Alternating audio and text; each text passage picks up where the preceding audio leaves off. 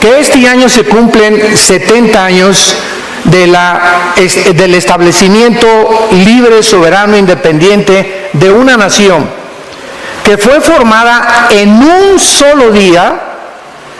Este es el fenómeno más grande que existe de la sociología, de la historia, porque jamás en la historia una nación había renacido después de casi 2000 años de haber sido dispersados en el mundo entero, que pudieran haber regresado a su tierra, mantenido el lenguaje y el idioma y convertirse ahorita, 70 años después, en la nación que más aportaciones ha hecho al mundo en la tecnología.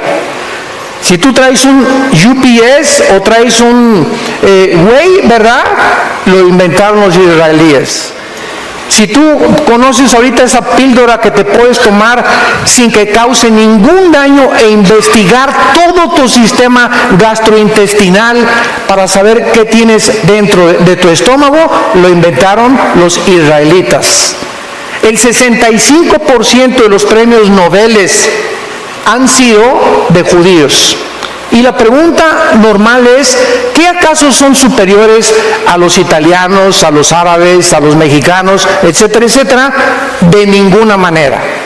Simplemente, cuando venimos a la Biblia, encontramos que de todas las naciones que iban a poblar el mundo, ahorita somos aproximadamente 200 naciones, de acuerdo a las Naciones Unidas. Dios escoge a la nación más insignificante. Por ejemplo, en Sudamérica la nación más pequeña es Uruguay. E Israel cabría más de 30 veces en Uruguay, para que tengan una idea de lo pequeña que es. Rodeada de más de 300 millones de multimillonarios árabes que están con todo el petróleo del mundo. Porque los árabes poseen el 65% de las reservas petroleras del mundo entero. Así que es increíble cómo puede haber escogido Dios un minúsculo lugar geográfico para que a través de este lugar geográfico, más que cualquier cosa del judaísmo, pudiera la atención del mundo, antes de que Cristo regrese en cualquier momento, concentrarse en los medios de comunicación, en los periódicos, en la televisión, en esta nación. Es increíble que hace algunos meses el presidente de Estados Unidos determinó que la embajada que tiene Estados Unidos en Tel Aviv sea movida a Jerusalén.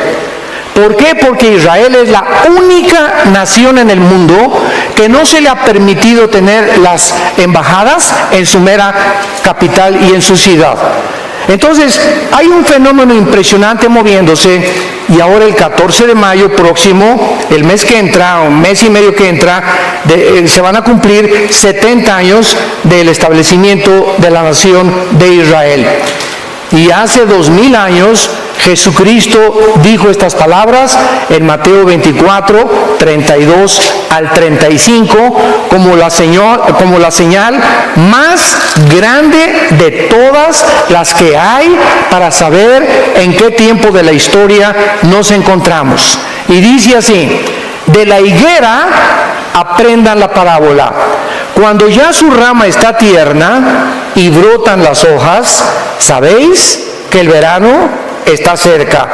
Así también vosotros, cuando veáis todas estas cosas, conoced o sépanlo, que está cerca, a las puertas.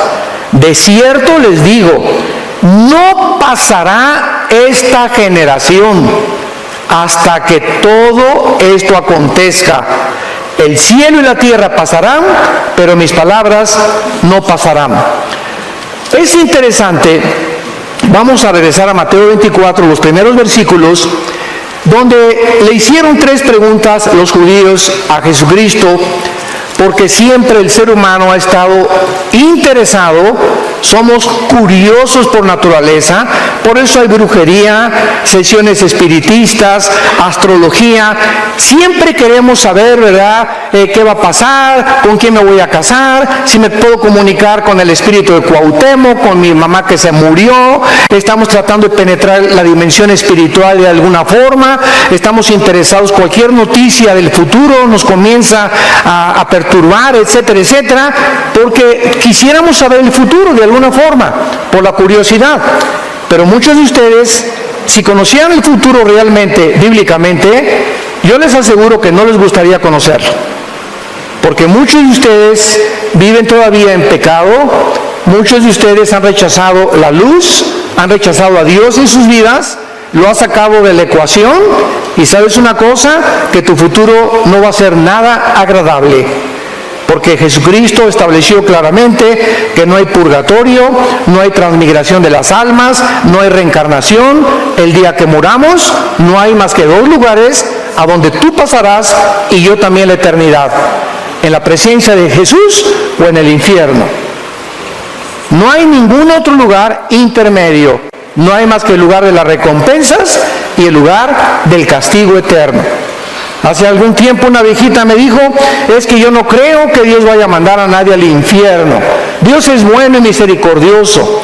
Y yo le contesté a esta viejita: amén, amén. Dios no va a mandar a nadie al infierno, ellos se van a ir solitos.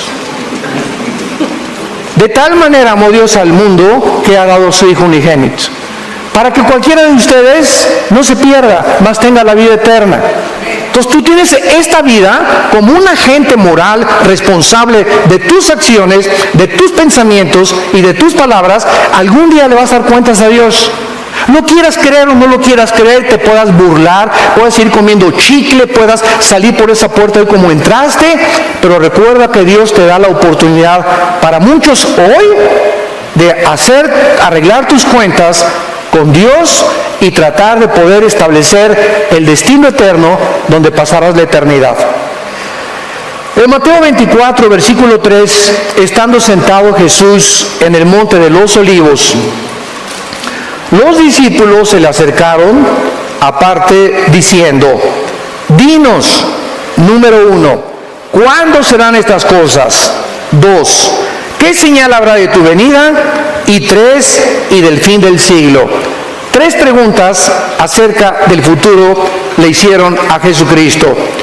En aquel tiempo, cuando los discípulos le preguntaron a Cristo estas preguntas, la Biblia no estaba completa. No se había terminado hasta un siglo después, cuando murió el apóstol Juan a los 93 años. Entonces, los discípulos, cuando Jesús vino, estaban interesados en el reino, porque todo el Antiguo Testamento, desde 2 Samuel 7, Dios prometió que el reino no iba nunca a detenerse a través de David y de Salomón. Entonces, cuando Jesús viene y comienza él a manifestar señales milagrosas, los discípulos creyeron que era el reino que estaba profetizado en el Antiguo Testamento. Entonces, cuando Jesucristo, el día domingo de Ramos, que fueron 4 días antes de su muerte, de acuerdo a Éxodo capítulo 12, la cronología de la muerte de Cristo tenía que ser paralela al día de la Pascua, que estaba establecido en Éxodo capítulo 2. Entonces, cuando Jesucristo entra a Jerusalén en un burrito, y todos los grandes conquistadores siempre llegaban en caballos blancos, con la diadema de la victoria, y porque eran los que habían triunfado. Y Jesús entra en un burrito y se baja del burrito y comienza a llorar enfrente de Jerusalén. Y entonces él pronuncia estas palabras: Jerusalén, Jerusalén, que matas a los profetas, ¿cuántas veces te quise reunir como la gallina a los pollitos y tú no quisiste? Qué lástima que no has conocido el tiempo de tu visitación.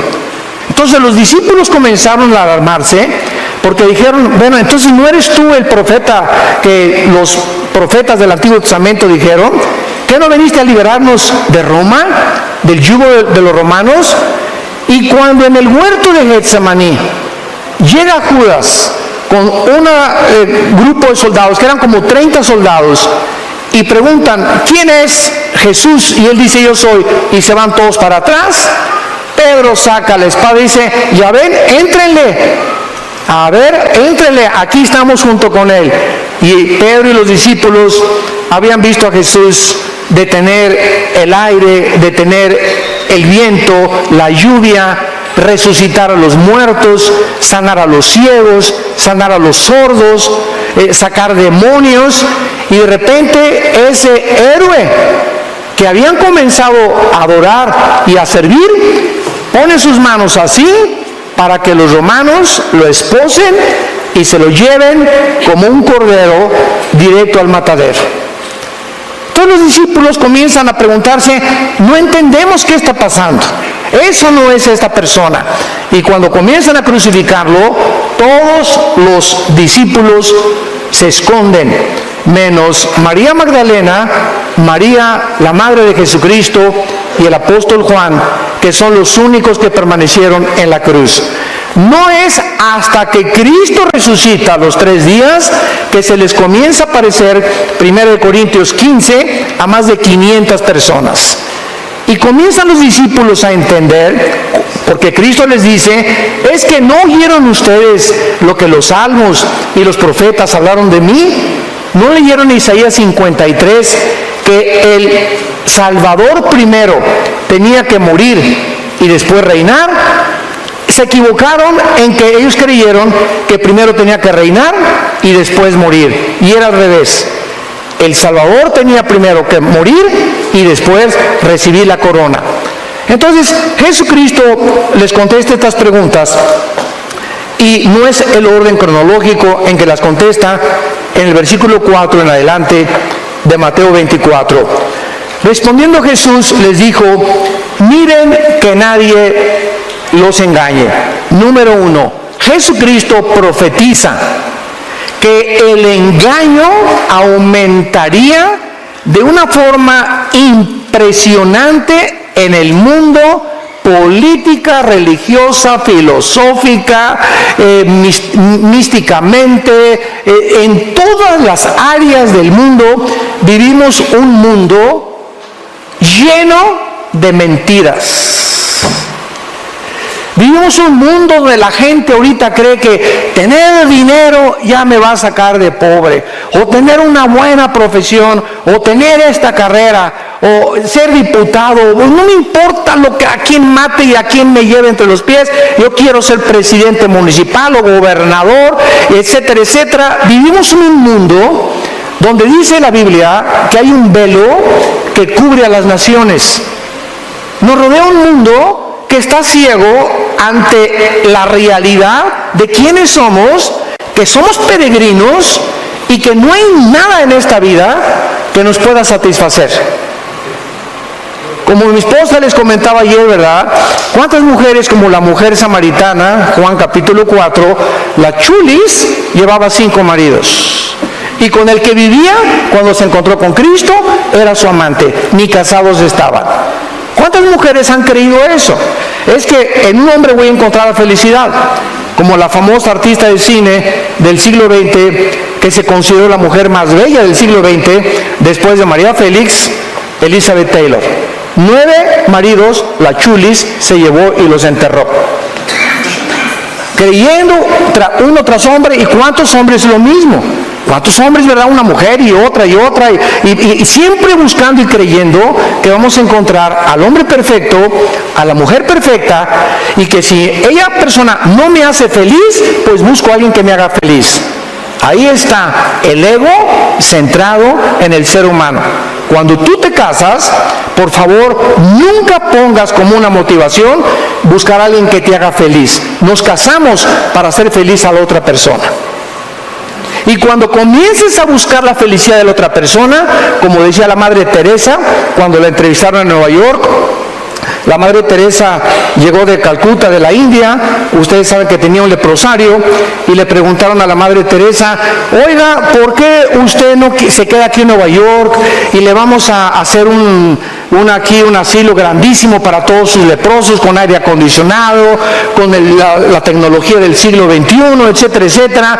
¿Qué no busca usted? Comodidades, y no busca usted para que puedan realmente estar feliz. Y la Madre Teresa contestó, es que gracias me regreso con mis pobres allá a la India, porque he descubierto que la felicidad no está en buscarle a los demás, sino en buscar hacer feliz a los demás. Y ella dijo estas palabras que cimbraron a las Naciones Unidas. La persona más miserable que he conocido, dijo la Madre Teresa, la persona más miserable y más podrida que he conocido, son las personas que están buscando continuamente a otras personas para que los hagan felices, que los sirvan. Y Jesucristo lo dijo 2000 años antes que ella. El siervo, el verdadero hombre, el verdadero líder, no es el que busca que lo sirvan, sino el que sirve a los demás. Y nosotros se los hemos dicho a todos los pastores en toda la vida que Dios nos ha concedido. Nosotros los pastores no nos pongan en una plataforma, ni nos idolatren, ni somos la gran cosa. Nosotros los pastores estamos para lavarle los pies a ustedes. Somos los siervos de ustedes. Estamos para servirlos. Muchas veces me llegan, ¿le cargo su portafolio, hermano? Les contesto, no estoy manco.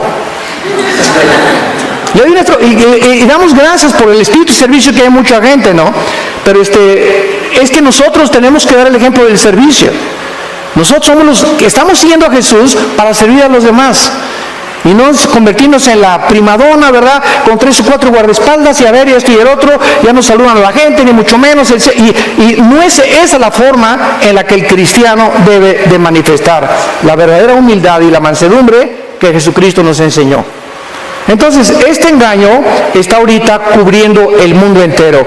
Y vean ustedes en las elecciones políticas, vean ustedes en las religiones ahorita, ¿quién es el mejor candidato? Y no estamos hablando solo del de México, En Estados Unidos vean lo que pasó en Guatemala, lo que pasó en Sudamérica, lo que está pasando en Europa, en España, en Grecia, en el Medio Oriente. Estamos buscando un hombre, un Mesías, donde poner toda la esperanza en él o en ese partido para que pueda sacar al país de donde nos encontramos. Y la Biblia dice en Jeremías 17, maldito el hombre que confía en el hombre. Cuídate de no poner tu esperanza en ningún ser humano, porque todos somos imperfectos. No hay un sistema de gobierno perfecto. Como decía Winston Churchill, la democracia está entre los mejorcitos, pero ni la democracia es el mejor sistema de gobierno, como la historia lo ha demostrado. Entonces, cuidémonos de estar poniendo nuestras esperanzas en nadie más que en el Hijo de Dios. Él es nuestra esperanza, Él resucitó de los muertos, en Él está nuestra confianza. Hoy en la mañana el desayuno lo compartí yo con algunos hermanos en el hotel, y yo les decía, ¿verdad? Mira, no oremos por este partido aquí en México, en julio son las elecciones. Simplemente los cristianos no nos peleemos por qué partido somos. Nada más falta que nos agarremos del chongo por eso. No vale la pena. Mejor oremos y le digamos a Dios Padre Santo, no nos interesa a nosotros qué partido gana, nos interesa que el partido que gane nos siga dando libertad para predicar tu palabra. Eso es lo que debemos orar.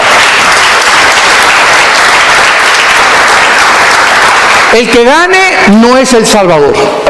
El que gane no va a ser el mejor tampoco. Simplemente nos interesa que esta libertad que hasta ahorita hemos mantenido en México, la podamos seguir teniendo, no importa con el partido que gane. Porque es lo que nos interesa, ganar las almas. Jesucristo a continuación les dijo, vendrán muchos en mi nombre, a muchos se engañarán. Y en el versículo 6 al versículo 8, Cristo dijo, ya como la señal de los últimos tiempos, oiréis de guerras y rumores de guerras. Miren que no se turben, porque es necesario que todo esto acontezca, pero aún no es el fin. Nos detenemos aquí. De acuerdo al Instituto para la Investigación de la Paz, en Suecia, Estocolmo, de los 6,000 años aproximados de historia que tenemos, han habido solamente 25 años de paz. En 6,000 años de historia, desde Adán hasta nuestros días, no estoy hablando de la edad de la Tierra. La Tierra tiene aproximadamente entre 13 y 15 billones de años de antigüedad. Pero el ser humano tiene aproximadamente 6,000 años de historia de poblar este mundo. En otras palabras, la historia de nosotros son guerras. Guerras tras guerras tras guerras, revoluciones, golpes de Estado, divorcios, padres contra hijos, si no hay guerras, los hijos contra los padres, contra el vecino. Siempre ha habido esta fricción entre nosotros los seres humanos. No hemos podido vivir en paz en 6,000 años de historia. Entonces Cristo, cuando dice, oirán de guerras y rumores de guerras, pues decimos, bueno, siempre ha habido guerras. ¿Cómo puedo hacer esta una señal? El versículo 7 lo aclara. Porque se levantará, aquí ya nos despeja la incógnita, nación contra nación, reino contra reino, y habrá pestes, hambres y terremotos en diferentes lugares. Nunca a través de toda la historia y de todas las guerras que han habido hasta 1914 del siglo pasado, pudimos ver la Primera Guerra Mundial. Hasta 1914 se juntó nación contra nación, reino contra reino. Siempre ha habido guerras, una nación contra otra, los asirios, los egipcios, los babilonios, los medos persas, que ahora es Irán, los griegos, los romanos. Siempre ha habido guerras. La guerra, esta simplemente el año pasado, el siglo pasado, la guerra del Golfo Pérsico, que sacaron a Kuwait en 1990, la guerra de 1973 contra Israel, la guerra de los 6 días, 1967, y así tenemos todo el siglo XX, ¿verdad?, después de las guerras mundiales, con rumores de guerras. Y ahorita nos encontramos, hoy en la mañana estaba viendo yo el CNN, las noticias, pues ya Irán amenazó a Israel que lo quiere bombardear, Trump no sabe si ir al Medio Oriente, va a mandar al vicepresidente, porque hay una amenaza de una explosión nuclear, y ahorita se están conociendo las intenciones de tu padrino Kim Jong. Ya sabes quién es, ¿verdad? El jefe de Corea del Norte. Es el tercero de su generación de una familia de desequilibrados mentales. Es un muchacho de 33 años, que de alguna forma todos dicen, oye, ¿los viste que chocaron la mano Kim Jong con el presidente de Corea del Sur y ya no va a haber guerras, ya se van a desnuclearizar, ya no va a haber nada de nuclearización y van a hacer un pacto entre ellos, y todo el mundo se va con el engaño y con la finta, por el amor de Dios, Virgen del Socorro? ¿Sabes lo que está sucediendo detrás de toda esta pantomima que vemos? ¿Sabes lo que está sucediendo? ¿Por qué se militarizó la frontera con Estados Unidos por el presidente Trump y ha mandado a la Guardia Nacional? Aparentemente es que por los inmigrantes. Aparentemente es porque este señor ya no quiere mandar bombas nucleares. ¡No! Estamos ciegos. Todo es una pantomima, todo es una cortina de humo. Lo que este hombre lo que quiere hacer es lo siguiente. En Corea del Sur hay 36,000 soldados norteamericanos estacionados en Corea del Sur. Más de hace 25, 30 años que Estados Unidos mantiene esta cubierta de soldados por si Corea del Norte los ataca. Kim Jong sabe que si él ataca a Corea del Sur, Estados Unidos entra a la guerra y los defiende. Y ahora con el despliegue que hizo Trump en Corea del Norte, amenazando y diciendo, ¿verdad?, mandaron submarinos, mandaron portaaviones, como que ya se apaciguó y le bajó 3 rayitas. Y dice Kim Jong, ¿verdad?, el dicho de toda la historia, a tus enemigos, tenlos cerca. Entonces, él sabe, ¿se acuerdan ustedes de la historia del caballo de Troya? Cuando los troyanos entraron, ¿verdad?, en un caballo, pues es la moraleja. Él está haciendo un pacto para introducirse más y más a Corea del Sur. ¿Qué va a pasar ahora? Pues Estados Unidos ya no va a amenaza nuclear, comienza a sacar a los soldados norteamericanos de Corea del Sur, y eso es lo que él está esperando. Que se confíe a Estados Unidos que saquen a los soldados americanos para él entonces atacar a Corea del Sur y hacer de Corea una sola nación, que es el sueño de sus abuelos. ¿Qué está haciendo Putin? Porque ahorita en Venezuela hay una base naval rusa en Venezuela. ¿Por qué se unió Venezuela con Irán y con China y con Rusia y con Irán? ¿Por qué ahora el eje del mal está en el Medio Oriente y están teniendo como largavistas y como meta México y Sudamérica? ¿Por qué? Porque los rusos quieren entrar y quieren debilitar a Estados Unidos, pero en medio de todo este mare magnum y de todo lo que está pasando, ¿saben quién es el centro realmente del conflicto? Israel. Estados Unidos, desde 1945, que se constituyó en el poder más grande y en la supremacía política, económica y militar, ha defendido a Israel. Entonces, gracias a Dios, ¿verdad?, que hasta ahorita Israel ha sobrevivido. Es un milagro la sobrevivencia de Israel. Los árabes saben que si Estados Unidos se debilita, ¿por qué creen que fue el ataque a las Torres Gemelas? No fue contra Estados Unidos.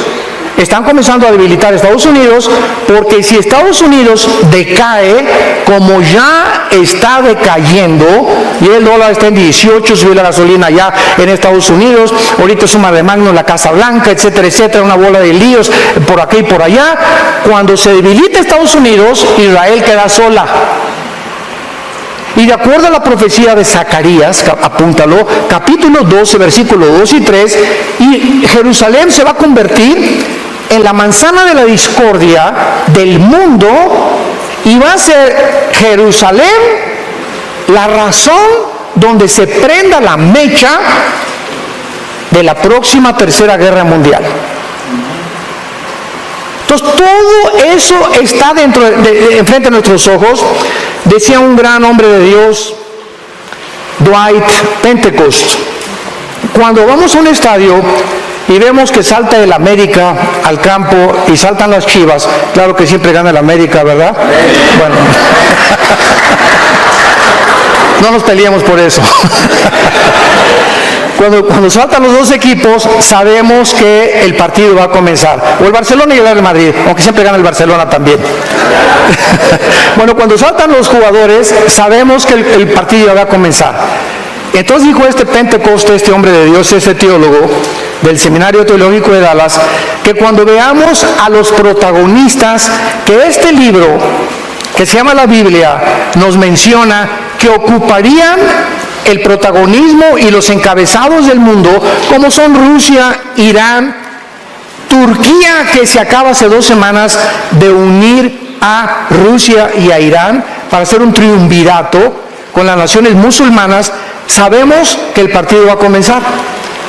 O sea, los jugadores, los protagonistas, las naciones que hace 2500 años los profetas hebreos profetizaron que tomarían participación en la última guerra del mundo, ya están delante de nosotros. Y Jesús nos lo dijo para que cuando suceda no se espanten, para que se preparen, para que levanten erguid vuestras cabezas, para que tomemos en serio a Dios, que estamos más cerca de lo que nos imaginamos y que el tiempo se nos acabó. Es hora de ganar las almas, es hora de santificarte, es hora de serle fiel a tu esposa, de serle fiel a tu esposo, es hora de que entendamos que el tesoro más grande que Dios nos ha dado es la familia. Es la familia, el tesoro más grande que Dios nos ha dado. Y las familias somos el centro y la base de la sociedad. Es hora ya de dejar de jugar a Dios y al cristiano. Es hora que tomes en cuenta a Dios y que te pongas serio con Dios. Y que seas un estudiante de la Biblia, un discípulo de Jesucristo. Y que de verdaderamente podamos entender que sin santidad nadie verá a Dios. Ahora bien, en Mateo 24, que acabamos de leer, después de todas estas señales, pestes, hambres, terremotos, de acuerdo al Instituto de Sismología en Boulder, Colorado, siempre ha habido terremotos, siempre ha habido huracanes, siempre ha habido tornados, siempre ha habido tsunamis, pero no desde 1976. Hace 35, 40 años, que están, y más en el siglo XXI, nunca había habido tantos ataques de la naturaleza contra nosotros. Parece que vivimos un mundo donde la naturaleza se ha vuelto nuestro enemigo. Lo voy a explicar por qué. Esto es bíblico también. Nunca ha habido los tornados que ahorita hay, nunca han convergido incendios, inundaciones, terremotos, tornados, tsunamis, como en los últimos 25 años. Jamás ha habido el grado 8.5 como el que hubo en Chile hace poco, que casi mueve el eje de la Tierra, que tiene 23 grados de inclinación sobre su eje, la Tierra, que es una inclinación 23 grados y medio perfecta. La Tierra no puede moverse un grado, un menos o más, porque entonces se congelarían los polos, la vida no podría existir. Todo esto está sucediendo en un mundo donde todos están ciegos, todos a hacer dinero, mira la chava, la pornografía, a esto y el otro, el poder, la fama. El mundo está engañado completamente. Y Jesucristo dijo, como un lazo vendrá sobre la tierra y para muchos será demasiado tarde. No entendieron como en los tiempos de Noé. Veamos ahora esta famosa señal de la higuera y la importancia que tiene. En Mateo capítulo 21, en los tiempos de Cristo, todos los varones tenían que venir a Jerusalén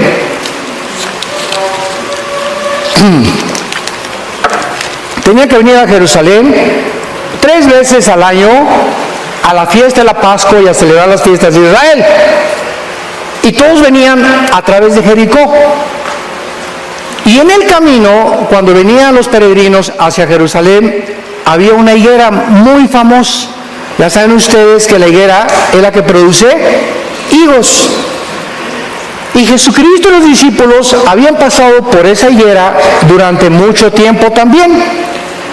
Pero la última vez que Jesucristo comienza a entrar ya a Jerusalén para el Domingo de Ramos y que fuera crucificado 4 días después del domingo, o sea, Cristo no murió el viernes, porque si murió el viernes, ¿cómo iba a estar 3 días y 3 noches? Hubiera resucitado el lunes. Es inconcebible que se haya enseñado, y los que enseñan que murió el viernes, dicen que porque al otro día era día de reposo, porque no conocen que los judíos tenían una semana de reposo, tenían años de reposo y tenían el jubileo de cada 50 años celebrar la libertad de todos los que tenían deudas. Entonces, cuando no entendemos la idiosincrasia y la geopolítica del Medio Oriente y las costumbres del Medio Oriente, no podemos comprender muchas cosas de la Biblia. Entonces la Iglesia Romana, el Vaticano, estableció que el viernes murió Cristo cuando ni siquiera eso dice la Biblia. La Biblia dice claramente en Éxodo 12 que era los 4 días del Domingo de Ramos, o sea, el jueves. Muy bien. Entonces, cuando Cristo ya llega a Jerusalén y por última vez ve a la higuera, vean lo que le dice Cristo a la higuera. Mateo 21, versículo 18. Y dice así: por la mañana, volviendo a la ciudad, o sea, a Jerusalén, tuvo hambre. Y viendo una higuera cerca del camino, vino a ella y no halló nada en ella, sino solamente hojas, y le dijo: nunca jamás nazca de ti fruto. Y luego se secó la higuera. Viendo esto, los discípulos decían maravillados: ¿cómo es que se secó enseguida la higuera? Ya Cristo le responde: de cierto les digo que si tuvieran fe y no dudares, le diría no solamente a la higuera, sino al monte: quítate y echa al mar, y será hecho, y lo que pidan en oración creyendo lo van a recibir. Muy bien. La higuera, tanto en el Antiguo como en el Nuevo Testamento, representa a Israel. La higuera es el árbol que representa a Israel. Cuando Jesús quiso comenzar a ilustrar las parábolas, ¿qué usó? Semillas, que es la palabra, la tierra, que es el corazón del hombre, los árboles, que son los seres humanos. Usó los ejemplos de la naturaleza para que hasta un granjero y la persona menos culta pudiera entender el lenguaje, teniendo a Cristo, de lo que él quería decir acerca de las verdades escondidas en lenguaje humano que se encuentran en el cielo. Entonces, Israel es la higuera, como lo vamos a ver. Y cuando Jesucristo llega a Jerusalén, así como la higuera no daba fruto, no era la higuera la que Dios quería maldecir, era una profecía que Dios estaba esperando fruto en Israel. A los suyos vino y los suyos le rechazaron. Entonces, como llegó y buscó fruto en Israel, Israel quedó bajo una maldición. Y esta maldición cayó sobre Israel 70 años después de que Cristo murió, cuando el general Tito, romano, hijo del emperador romano Vespasiano, llega a Jerusalén en el año 70 después de Cristo y no deja piedra sobre piedra. La profecía que Jesús había dicho 70 años después se cumplía 70 años. Y después hubo otro levantamiento en el año 120 por Bar Kokhba, otro judío líder que fue aplastado completamente, y desde el año 70 después de Cristo hasta 1948 Israel se quedó sin tierra, sin gobierno, sin tabernáculo, sin lugar santo, sin altar, sin ninguna cosa que participaban los sacerdotes hasta 1948. Entonces vemos nosotros que esta maldición era realmente una indirecta a la nación de Israel. Y solo cuando regresaron comenzaron las lluvias hasta 1948. ¿No pueden ustedes creer que casi en 2000 años no llovió? Y cuando regresan a 1948, a los 2 días comienza a llover. Impresionante. Cuando los judíos regresaron en el 48 a Israel, no había un solo árbol plantado. Uno solo. Era un desierto. Y los judíos haciendo la obra de la ingeniería hidráulica más portentosa del siglo XX, de 1948 a 1950, en 2 años, plantaron más de 6 millones de árboles. Irrigaron milagrosamente la tierra. Ahorita vas a Israel y vuelas, y siempre yo he dicho, ¿verdad?, que es como cruzar Estados Unidos a México. Cada vez mi esposa salimos de Estados Unidos, pasas de México a Estados Unidos en avión, y México todo seco, todo podrido, basureros, y llega a Estados Unidos todo verde, todo próspero, y entonces viene la envidia, y son los ricos, no, espérame tantito, no es por ahí. Esa es la teología, ¿verdad?, falsa del comunismo, que si los ricos se les quita el dinero y se les da a los pobres, y hay una repartición igualitaria del dinero, entonces ya el mundo va a vivir perfectamente bien. ¿Sabes una cosa? Esa es la mentira y la farsa más grande que puede haber. ¿Por qué Estados Unidos ha prosperado? ¿Por qué Estados Unidos fue la nación más grande, económica, mejor vestida? Todo el mundo quiere irse a Estados Unidos a trabajar. Nadie quiere venirse a México a trabajar. Nadie quiere irse a Rusia a trabajar. Nadie quiere irse a España a trabajar. ¿Por qué es Estados Unidos? Simplemente porque Estados Unidos, después de Israel, es la única nación en el mundo fundada con la Biblia.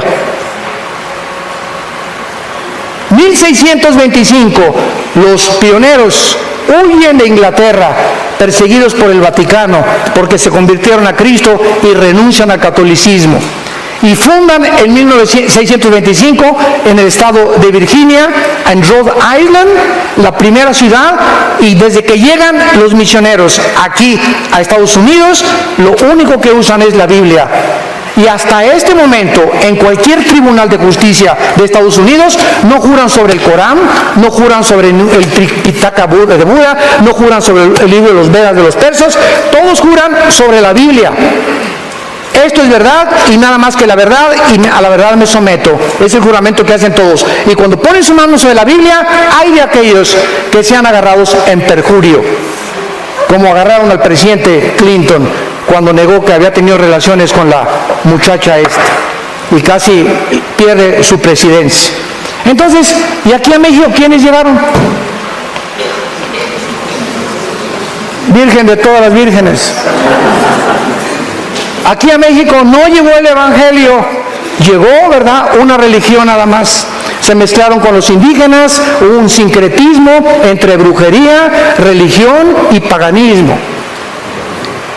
Y pasaron muchos años, hasta 1895, en el siglo XIX, los primeros misioneros que llegaron a México comenzaron a poblar Tabasco y Guerrero y los mataron. Fueron misioneros presbiterianos. Escuchen esto, y hasta 1975-80, en la República Mexicana, la clase media alta comenzó a ser ganada con el evangelio. En 1980 tú decías soy pastor y te decían ¿dónde están tus chivos? Nadie entendía lo que es ser un pastor. Y eran considerados personas iletradas, incultas. Oye, si tú eres pastor, pues, ¿dónde están tus ovejitas? Y tú a Estados Unidos, y un pastor es mejor que un ingeniero, mejor que un abogado, mejor que un licenciado, por el crédito que tienen, por la personalidad que manifiestan ellos y por el respeto que la gente les tiene. ¿Por qué? Porque después de casi 300 años, 50 años que nos llevan en cultura y en todo, estamos atrasados aquí en Latinoamérica, más de 400 años, en todos los aspectos. Y ahí nace la envidia, porque es lógico. Toda excelencia de obras, toda nación que prospere es la envidia de los demás. Cómprate un carro nuevo y te van a envidiar tus vecinos. Vístete china poblana y la que baila jarabe tapatío te va a envidiar también. Destaca o triunfa en la vida y tendrás un cúmulo de envidiosos que comiencen a hablar mal de ti. ¿Por qué? Porque no soportamos que alguien sea mejor y que alcance el éxito mejor que nosotros.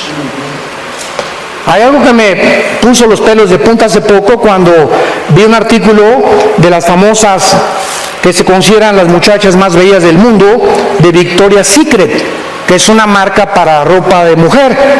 Y entonces sacaron la vida de ellas en la privacidad. Y los reporteros dijeron que es impresionante que entre estas muchachas, que son como 8 o 10, las que escogen supuestamente con las mejores caras y los mejores cuerpos del mundo, entre ellas se odian con odio jarocho. Es una envidia entre ellas mismas, quién es la más bonita. Y yo soy más bonita que tú. Y hasta le quiso poner algo en el café a la otra persona para que se durmiera y no se presentara al concurso.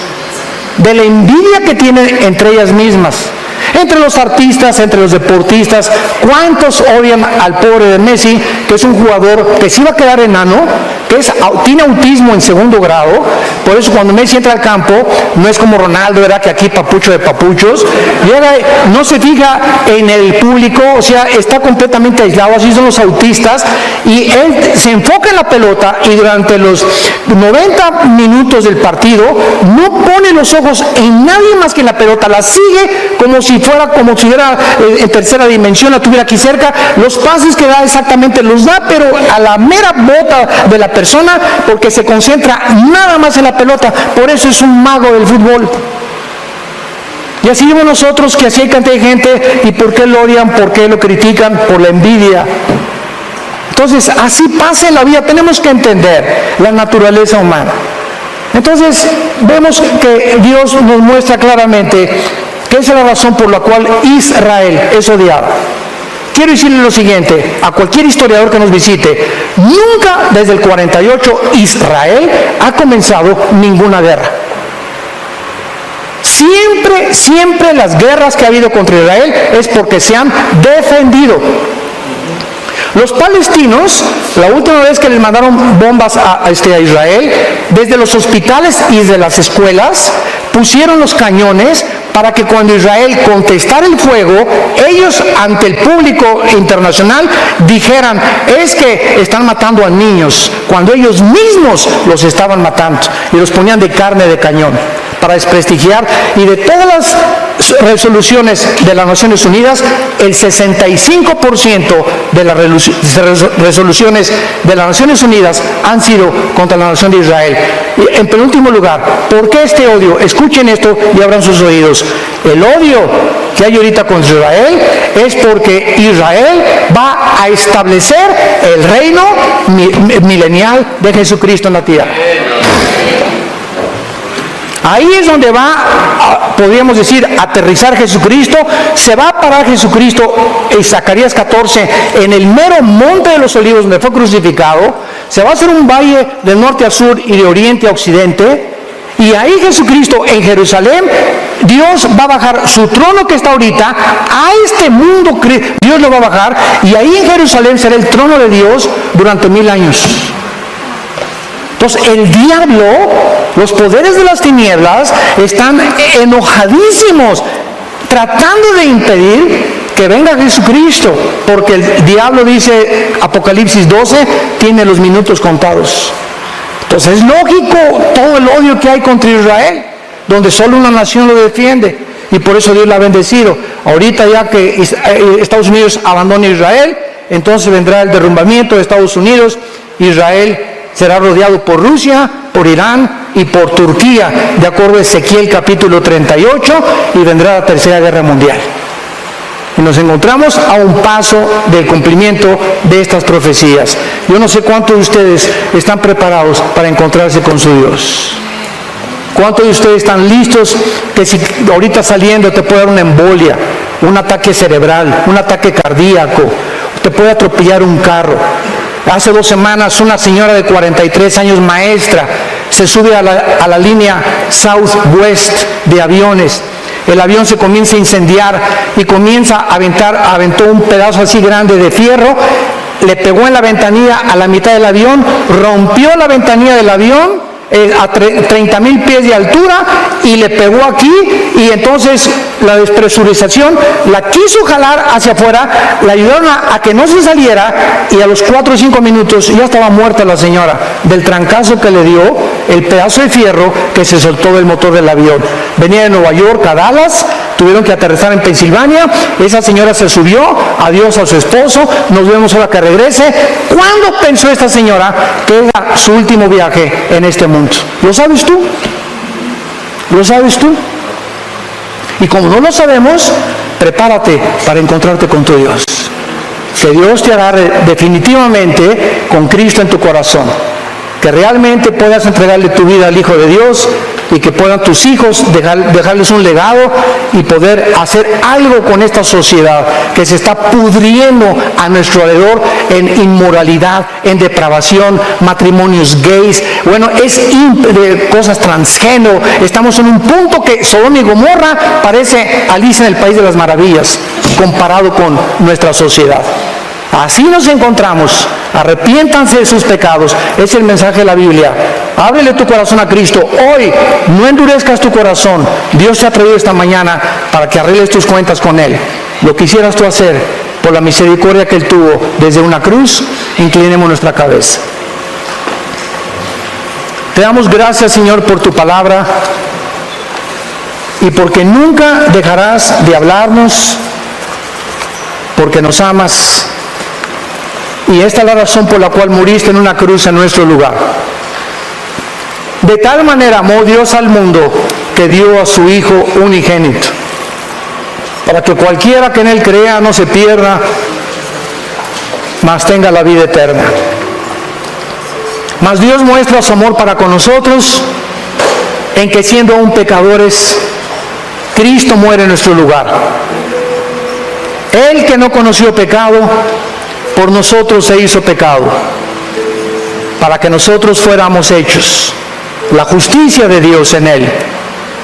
Despreciado y desechado entre los hombres desde que Jesús nació. En un pobre pesebre nació el Creador del universo.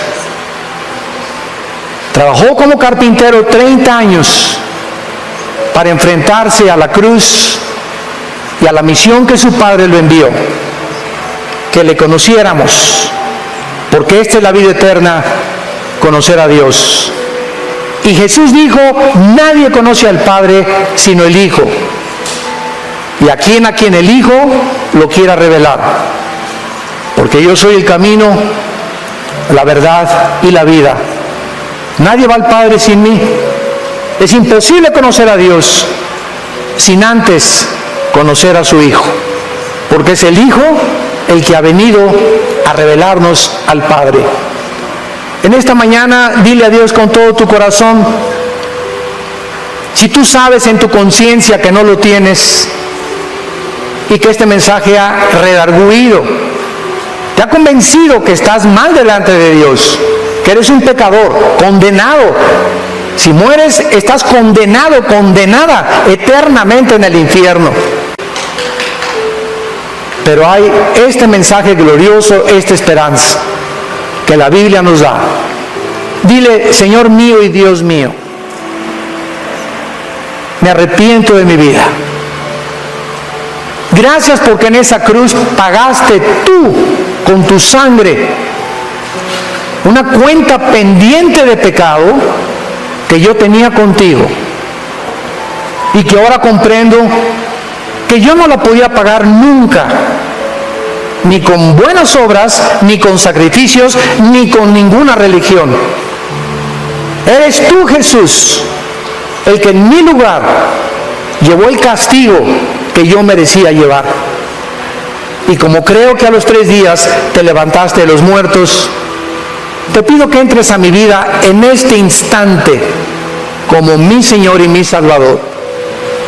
Dame el poder en la corta vida que me queda de conocerte, servirte, adorarte, vivir para ti, hablar de ti, mi familia, mis padres, a mis hijos, primos, compañeros de escuela, de trabajo, que el fin ha llegado, que se arrepientan y que vengan a la cruz. En el nombre de Jesús. Amén.